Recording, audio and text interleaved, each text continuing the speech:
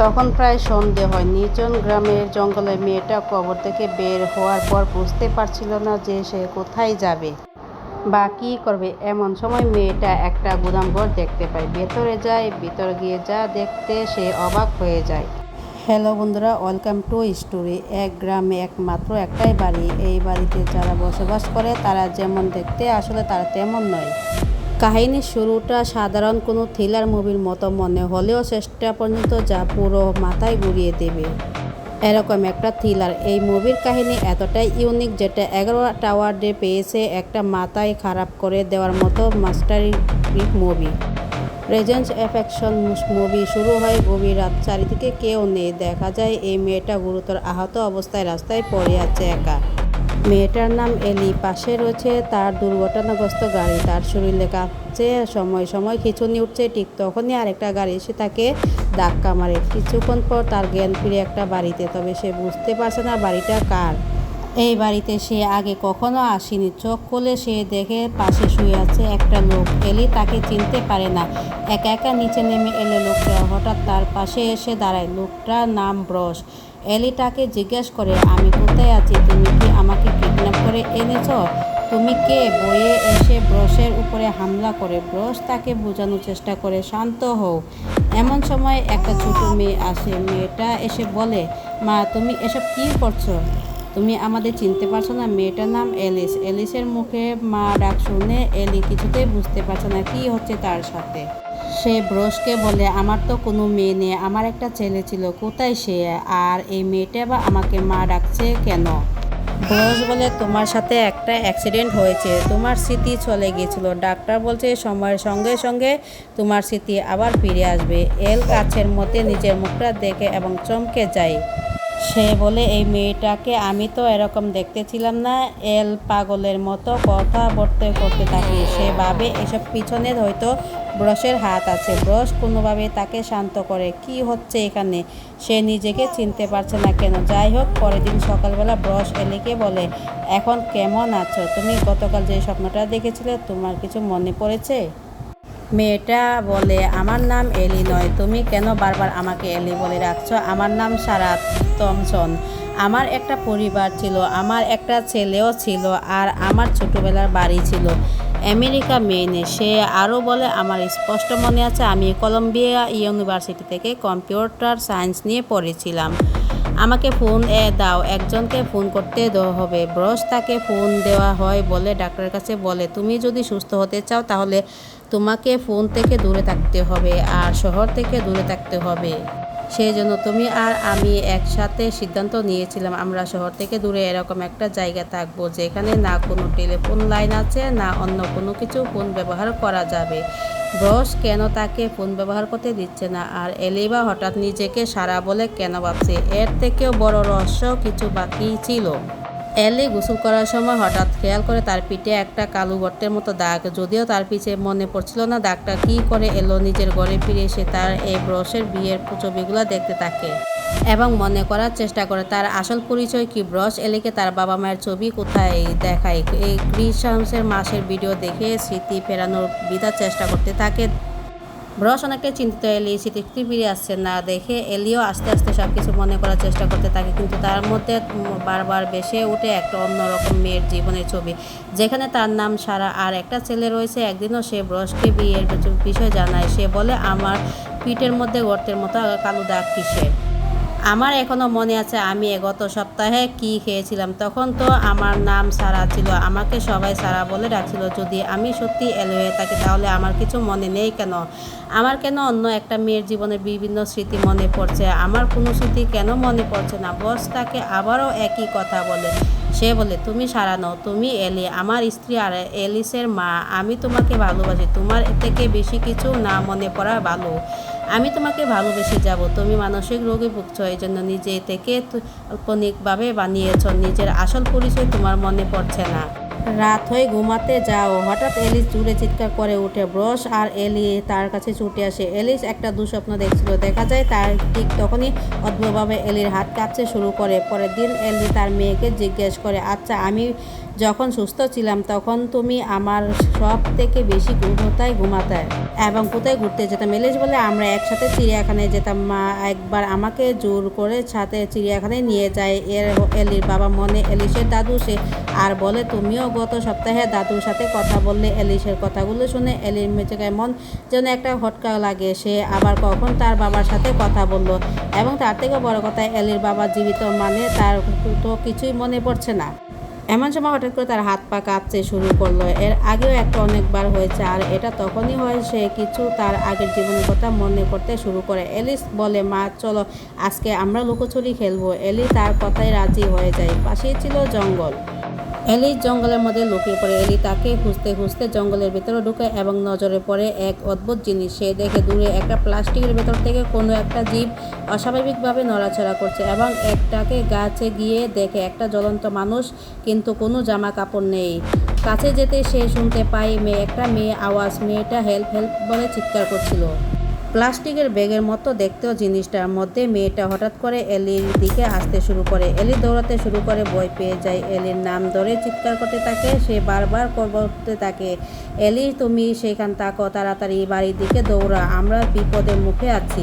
আর হঠাৎ এলির সামনে হাজির হয় এলিস। মেয়েটাকে হঠাৎ করে সামনে আসায় সে চমকে যায়। এলি তাকে বিয়ে নিয়ে বাড়ি ফিরে আসে এবং ব্রশকে সব কিছু খুলে বলে। ব্রশ বাড়ি ফেরার পর ব্রশ একটু পর জঙ্গলে গিয়ে মেয়েটাকে খোঁজার চেষ্টা করে, তবে ওরকম কাউকে খুঁজে পায় না। ব্রশ এলিকে বলে তুমি ভুল দেখেছ, জঙ্গলে কিছুই ছিল না, সমস্ত তোমার মনের ভুল, কারণ তুমি এখন অসুস্থ। রাতের বেলা এলিসকে যে ঘুম পাড়ানোর সময় এলিসের পিঠে একটা ওই রকম দাগ দেখতে পায়, যেটা তার পিঠেও ছিল। এলি কিছুই বুঝতে পারে না। পরের দিন সকালবেলা এলো আবার জঙ্গলের মধ্যে যাওয়ার চেষ্টা করে ওই মেয়েটার খোঁজার জন্য, তবে হঠাৎ করে তার খিঁচুনি শুরু করে।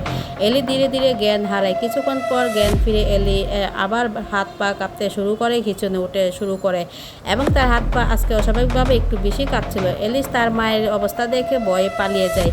সময় মতো বেরোতে থাকে, এত খিঁচুনির মাত্রা বাড়তে থাকে, তার মনে হয় সে নিজেই যেন এক অজানা লড়াই করছে। পরের দিন ব্রশ তাকে শান্ত গলায় জিজ্ঞেস করে তোমার কি কোনো স্মৃতি ফিরে এসেছে, কিছু মনে পড়তে পারছো? তখন হঠাৎ সে প্রচণ্ড রেগে এলির গলা চিপে ধরে চিৎকার করে বলে তোমাকে মনে করতে হবে তুমি কে, তুমি আসল একজন শয়তান, তোমার মনের মধ্যে এক শয়তান বাস করে। হঠাৎ করে ব্রশের এরকম অদ্ভুত আচরণে কেন তার স্ত্রীর প্রতি, সে তো তার স্ত্রী। এলি পিছন থেকে ব্রশের মাথায় আঘাত করে এবং ব্রশ সেখানে অজ্ঞান হয়ে পড়ে যায়। এলি এদিক ওদিক সে ছিল যে কোথায় যাবে, কারণ তারা এমন একটা গ্রামের মধ্যে আছে যেখানে আশেপাশে কেউ নেই, শুধু তাদের বাড়িটাই আছে। গ্রামে হঠাৎ চোখ পড়ে একটা পরিত্যক্ত ওয়াট হাউসে। সেখানে দেখার জায়গা কেমন ছিল, আর জায়গাটা যেন কেমন অদ্ভুত। খুঁজে পাই কিছু সিসিটিভি ফুটেজ আর একটা টেপটার উপর লেখা আছে প্লাম মি। এটা কিসের টেপ? এলি টেপটা চালু করে দেখা যায় ব্রশের একটা ভিডিও রেকর্ডিং, কিন্তু অদ্ভুত ব্যাপার হলো এই ভিডিওটা ব্রশ নিজের জন্যই তৈরি করেছিল এবং এখান থেকে কাহিনী একটা আলাদা লেভেলের টুইস্টের দিকে এগোতে থাকে। শোনা যায় সেই ভিডিওর মধ্যে ব্রশ বলছে যদি তুমি এটা দেখছো তাহলে তুমি নিশ্চয়ই পাচ্ছ তুমি কে, তুমি কোথাও আছো, তাই তো শোনো, তোমার নাম ব্রশ কার্টার, তুমি যে শরীরে আছো এটা তোমার শরীর নয়, এটা মানুষের মতো দেখতে কিন্তু কৃত্রিমভাবে তৈরি করা, যেটা আমি তৈরি করেছি, তোমার ডিএনএর সঙ্গে মিশিয়ে বানানো হয়েছে। আর তুমি হচ্ছে প্রথম ব্যক্তি যার মধ্যে শরীর কৃত্রিম হতে পারে, কিন্তু শরীরের মধ্যে সমস্ত স্মৃতি তোমার নিজের, তুমি মানুষের মতোই সব কিছু করতে পারবে। ভিডিও রেকর্ডিং আরও শোনা যায় ব্রশ তোমার স্ত্রী আর মেয়ে মারা যায়নি, তাদের ফিরিয়ে আনার জন্য টেকনোলজি তোমার কাছে আছে। এই টেকনোলজি তুমি তৈরি করছিলে, তোমার বউ এবং তোমার মেয়ে ব্রেনের স্মৃতি একটা বড় ডাটাবেসে রাখা আছে। কোনো নতুন শরীরে তৈরি করো, সেই স্মৃতিটাকে সেই নতুন শরীরের মধ্যে দিয়ে দাও, তোমার বউ আবার জীবিত। তবে মনে রেখো নতুন শরীরের সঙ্গে পুরোপুরি মানিয়ে নিতে কয়েকদিন বা কয়েক সপ্তাহ লাগতে পারে। এবার এখানে সবথেকে বড় প্রশ্ন হলো ব্রশ নিজের জন্য কেন এই ভিডিওটা রেকর্ডিং করে রেখেছে, সেই বিষয়ে পরে আসছি। আগে বলে দিই যে আমরা এলিকে দেখছি, যাকে ব্রশ এলি বলে ডাকছে সে আসলে এলি নয়, আসলে এলি দুর্ঘটনা মারা যায়, যেটা একদম মুভির প্রথমে সিনটা মনে করো। ওখানে দেখছিলাম আমরা যাকে এলি বলে ভাবছে, আসল তার নাম হলো সারা থমসন। এলি আরেকটা রেপ চালার এবং দেখা যায় আরেকটা ডাইনিক শোতে আসল এলি তার মেয়ে এলিস মারা যাওয়ার পর থেকে ব্রস নতুন স্ত্রী এবং মেয়ের মতো করে দেয়, প্লাস্টিক সার্জারি করে এবং তাদের স্মৃতি সেখানে ঢুকিয়ে দেয়। এই যে মেয়েটাকে দেখা যায় আমরা এলি বলে ডাকছিলাম, সেই মেয়েটা আসল নাম সারা টমসন। তার সাথে তখন দুর্ঘটনা হয়, তাকে নিয়ে আসে ব্রস এবং তার ফেসটা নিজের স্ত্রীর ফেসের মতো করে দেয়, প্লাস্টিক সার্জারি করে এবং তারপর তার স্ত্রীর মেমোরি ছিল সেটা এই সারা টমসনের দিমাগের মধ্যে বা ব্রেনের মধ্যে ফিট করে দেয় অত্যাধুনিক টেকনোলজির মাধ্যমে। এবং এই টেকনোলজি সে আবিষ্কার করেছিল কারণ ব্রস একজন বিশাল বড় বিজ্ঞানী ছিল এবং মানুষের চেতনা নিয়ে অনেক বছর ধরে রিসার্চ করেছিল। এই গ্রামে বসে সে তার এক্সপেরিমেন্টে সফল তো হয়ে যায়, কিন্তু তার স্ত্রী এবং মেয়েটাকে হারিয়ে ফেলে এবং এজন্য সে নতুন শরীরে নিয়ে আসে এবং যদিও শরীরের অভাব হয় তাহলে কৃত্রিমভাবে বডি তৈরি করে। সে কি করে তৈরি করে সেটা একটু পরে জানতে পারবে। তো যাই হোক, এলি ভিডিওগুলো দেখতে থাকে, তাই আগের থেকে অনেকগুলো মেয়েকে নিয়ে এসে তাকে এলি বানানো হয়েছে। সে যখন ফাইলগুলো দেখছিল ব্রস ওই ওয়ার হাউসে চলে আসে এবং ওয়ার হাউসে আসার পর মানে সারা ব্রসকে বলে আমি তোমার সব কিছু জানতে পেরে গেছি। ব্রস বলে জানতে তো পেরেছ কিন্তু কাউকে জানতে পারবে না, এই বলে তাদের মধ্যে লড়াই শুরু হয়ে যায়।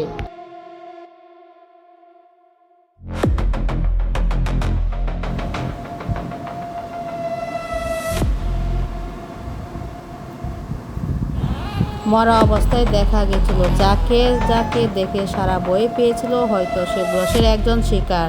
তো যাই হোক, রাতের বেলা সে বাড়ি ফিরে তার মেয়ে এলিসকে বলে অনেক রাত হয়ে গেছে এবং সারা একটা বুদ্ধি করে তার সাথে যাওয়া হয়েছে অন্য কারোর সাথে যেন সেরকম না হয় এবং সেই জন্য সেখানে স্মৃতি রাখা ছিল, সেখানে সে নিজের স্মৃতিটাকে ঢুকিয়ে দেয় যাতে পরবর্তীতে যে কোনো মেয়ের উপরে যদি ব্রস আবার এক্সপেরিমেন্ট করে তাহলে সেই মেয়েটা স্মৃতিগুলো চলে আসবে যে ব্রস প্রতিটা মেয়ের সঙ্গে কী করে এবং তাদের এভাবে মেরে ফেলেছে। কারণ এলি স্মৃতি এই ফাইলটাতে আসে, সেটা সে নতুন কারো উপরে ঢুকাবে এবং এই জন্য এই ফাইলটার মধ্যে সে নিজের সঙ্গে যা যা হয়েছে ব্রস তার সাথে যা যা করছে সেই জিনিসগুলো ঢুকিয়ে দেয়। এদিকে দেখা যায় ওয়াট হাউসের মধ্যে রাখা একটা টিস্যু ধীরে ধীরে মানুষের শরীরে পরিণত হয় এবং তাকে দেখতে একদম এলির মতো। হঠাৎ ব্রস অন্য কোনো শরীর না পেয়ে একটা কৃত্রিম শরীর তৈরি করে, সেটাও শরীরের মধ্যে এলির স্মৃতিগুলো ঢুকাতে শুরু করে। এরকমভাবে নতুন করে এলিকে বাঁচিয়ে তোলে। দেখা যায় কৃত্রিমভাবে তৈরি হওয়া এলির জ্ঞান ফিরে আসে, কিন্তু অদ্ভুত ব্যাপার ব্রসকে সে নিজের স্বামী ভাবতে শুরু করে এবং ব্রসের সঙ্গে এমন জিনিস করতে শুরু করে যেগুলো আমি কখনো করিনি। যাই হোক, ব্রস এভাবে এতদিনে তার এক্সপেরিমেন্ট সফল হয়েছে, অত্যন্ত এবার তো তাকে চিনতে পেরেছে। অর্থাৎ সে এই কৃত্রিম শরীরের মধ্যে তার স্ত্রী স্মৃতি ঢুকিয়ে তার স্ত্রীকে আবার ফিরে পেয়েছে। তার হোয়াইট হাউসে ফিরে আসে আরেকটা শরীর বানানোর জন্য, একটা নতুন টিস্যুকে প্রস্তুত করতে থাকে। তবে এই নতুন শরীরটা সে কী জন্য বানাচ্ছিল সেটা একটা রহস্য, কার জন্য বানাচ্ছে। যাই হোক, ব্রসের রেকর্ডিং থেকে জানা যায় এটাই তার শেষ শরীর বানানো, এরপরে সে আর কোনো শরীর বানাবে না। সে বলে আমি চেয়েছিলাম আমার স্ত্রীকে নতুন করে খুঁজে পেতে, বারবার ব্যর্থ হয়েছি কিন্তু আমি হার মানিনি, অবশেষে আমার স্ত্রীকে আমি খুঁজে পেয়েছি। শরীরটা আবার নতুন রূপ নিতে শুরু করে এবং দেখা যায় তাকেও দেখতে একদম এলের মতো এবং তার পিঠেও রয়েছে বাকিদের মতো জন্মদাগ। সে আউট হাউসে থেকে বেরিয়ে আসে নগ্ন অবস্থায়, চারিদিকে কোথাও নেই এবং একটা ফাঁকা নির্জন জায়গা, সে সম্পূর্ণ একা এবং এই মুভিটা এখানেই শেষ হয়ে যায়।